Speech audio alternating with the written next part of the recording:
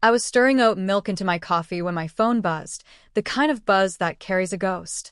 Thanksgiving at my place again this year. Everyone's coming, you should too. It was from her.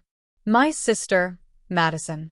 For a second, I just stared at the message, the soft glow of my phone reflecting off the marble countertop. Outside my Manhattan window, the city shimmered in late autumn gold, all crisp air and distant sirens. I'd just finished reviewing architectural plans for a client, my latest project, a luxury eco-retreat in Vermont. On paper, I was composed, successful, put together. But that text peeled back something raw I'd sealed away years ago. Madison and I hadn't spoken properly since that Thanksgiving, the one where she'd kicked me out in front of her polished guests, saying I was just too hands-on for her curated dinner party.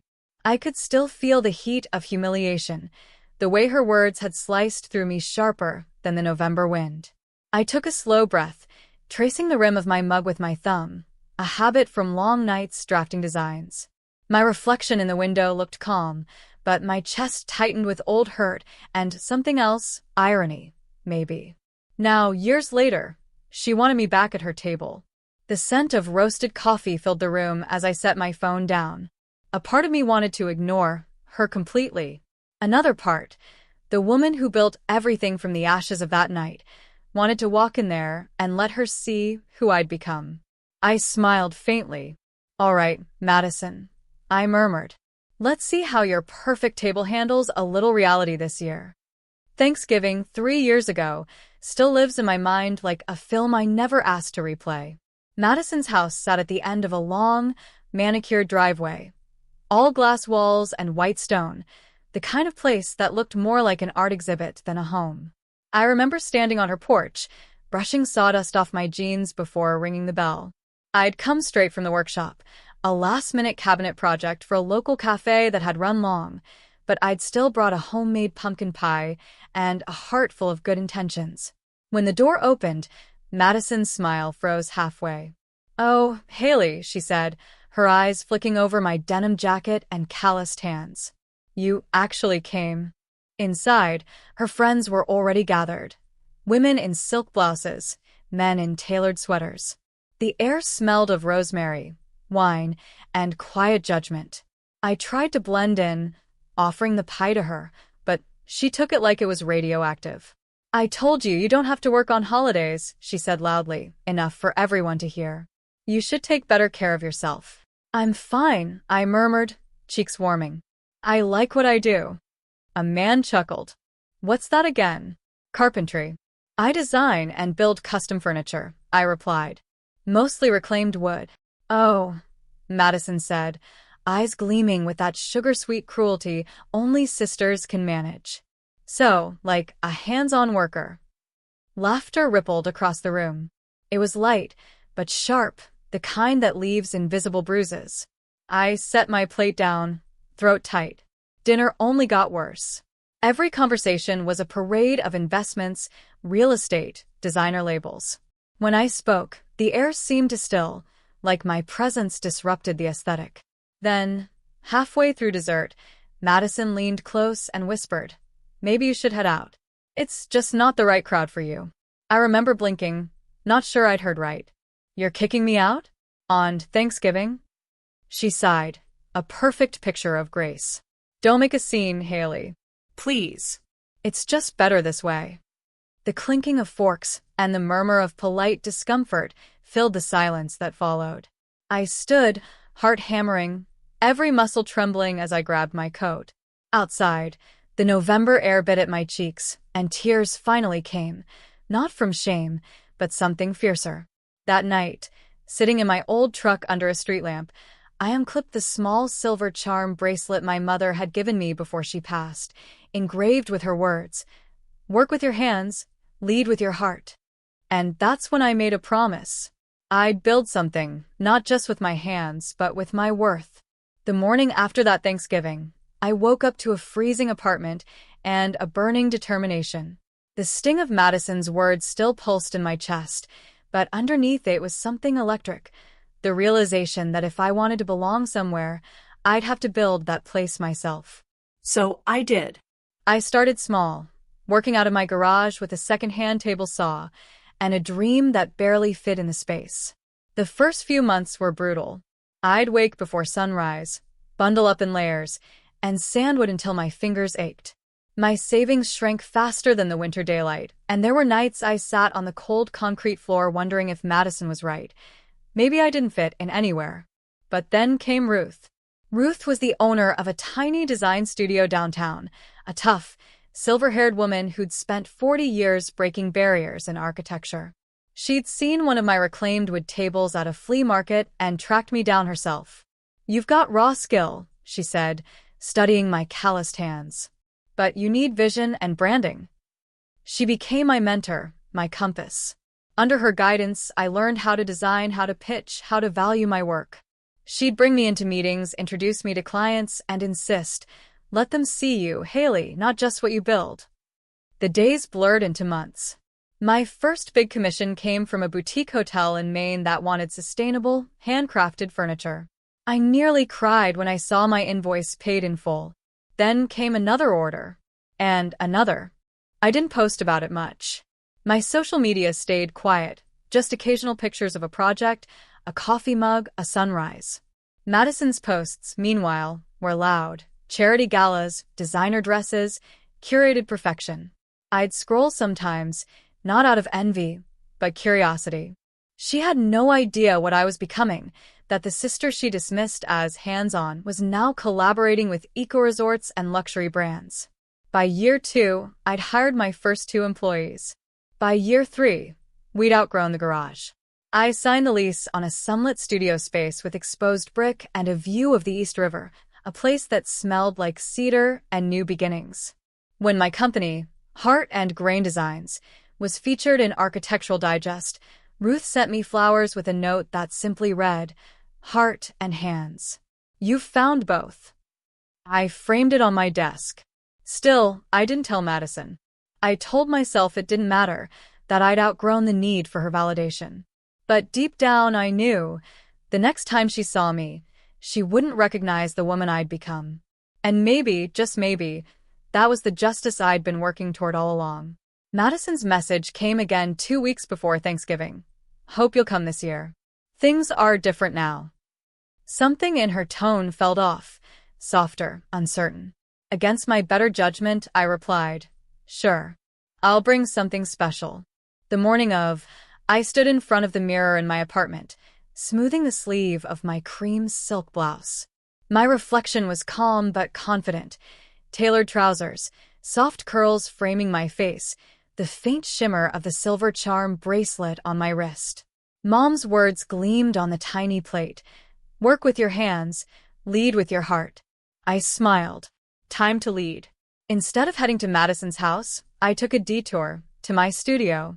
My team was finishing up a custom dining table commissioned by a luxury interior firm. I ran my fingers along the polished walnut surface, smooth, flawless, sturdy. "Perfect," I told them. "You can deliver this one." By early afternoon, I drove across town to Madison's neighborhood. Her once pristine driveway looked different. A few weeds between the tiles, paint peeling near the porch. When she opened the door, her face lit up with something like relief. "Haley," she said, voice trembling a little. "You came." "Of course," I replied evenly.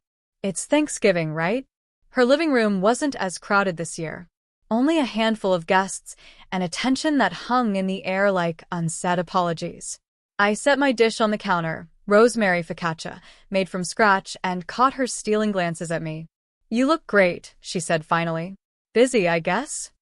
I took a sip of wine, letting the silence stretch. Busy's one word for it. Halfway through dinner, her husband brought it up. "So, Haley, what are you doing these days?" Madison's fork paused midair. I could almost feel her bracing for the same old story, that I was still working with tools, still scraping by. I smiled. "I run a design company now. Heart and Grain. We specialize in sustainable furniture and architectural pieces." He blinked. "Wait, Heart and Grain? As in the eco-luxury firm? You own that?" Madison's glass clinked softly against the table. "That's yours?" I nodded, calm and deliberate. "Yes." We've done work for several hotels and resorts. Actually, we just finished a collaboration with the Vermont project for the Addison Group. I gestured subtly. You've probably seen it in Architectural Digest. The room fell silent. Even the background music seemed to fade. Madison's guests exchanged glances, recognition dawning. I thought that company was, she began, but her voice cracked. Run by a man? I finished, smiling gently. That's what most people assumed. I let them. It made the work speak louder. She stared down at her plate, color draining from her face. Haley, I didn't know. No, I said softly. You didn't want to know. The words hung there, not cruel, just true. I watched as memories flickered behind her eyes. The laughter, the whispers, the way she'd ushered me out that night. Her chin trembled, and for the first time, I saw her without the armor of perfection. After a long pause, she whispered, I could really use your help, Haley. Things have been rough. The business, the house, it's not what it used to be. I leaned back, folding my hands. I'm sure we can talk about that. Maybe there's something we can work out professionally. Her eyes widened, half hope, half fear. I smiled again, a slow, measured smile. After all, I said, I've always been good with my hands. And this time, the laughter that followed wasn't at my expense. Madison called me the next morning. Her voice was smaller than I remembered, stripped of the gloss she'd always worn like armor. Haley, I meant what I said, she began. I could really use your help. My event design firm lost a major investor, and I'm trying to rebuild. I know you have connections now. Maybe you could. Maybe I could what? I asked, gently but firmly. Recommend us. Or collaborate. You have that eco-luxury thing going, and I could learn from you. I walked through my studio as she spoke, sunlight pouring through the tall windows, the hum of saws and laughter from my team echoing in the background. This place, every inch of it, had been built from rejection and resilience. I stopped at the display table near the front, a handcrafted walnut piece with soft inlays of brass. A plaque beneath it read, Made by hands that never gave up. Madison, I said finally, I'm open to helping, but not like before. She hesitated.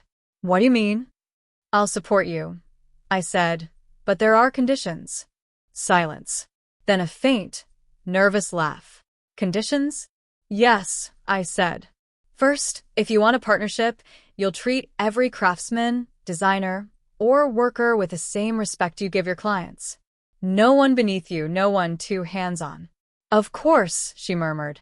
Second, no shortcuts. If we collaborate, you'll spend a week here, on the floor, learning what it feels like to build something with your hands. Her sharp intake of breath told me everything. You want me to work here? I want you to understand, I replied. The people you used to overlook, they're the reason anything beautiful exists. You can't rebuild without knowing what real work feels like. I could almost hear her pride cracking through the phone. I don't know if I can. Then we don't move forward, I said simply. She was quiet for a long moment. When she spoke again, her voice trembled. All right, I'll do it. I smiled. Good. Then we'll start Monday. Wear something you don't mind getting dirty. That Monday, she walked into my studio wearing brand new work boots and a borrowed flannel, looking both terrified and awkward. I handed her a sanding block and pointed toward a half-finished chair. This, I said, is where we start. For hours, she sanded and shaped, her manicured fingers trembling. By the third day, her hands were blistered, and her tone, softer. She laughed with my team. She listened. She began to see. On Friday, she approached me, eyes red but shining. I didn't realize how much heart goes into this, she whispered. How much you gave up, how much I dismissed. I met her gaze. We all start somewhere, Madison. It's not about what we build. It's about what we learn while building. And for the first time in years, I saw my sister, not as a rival, not as a symbol of my past, but as someone ready to change.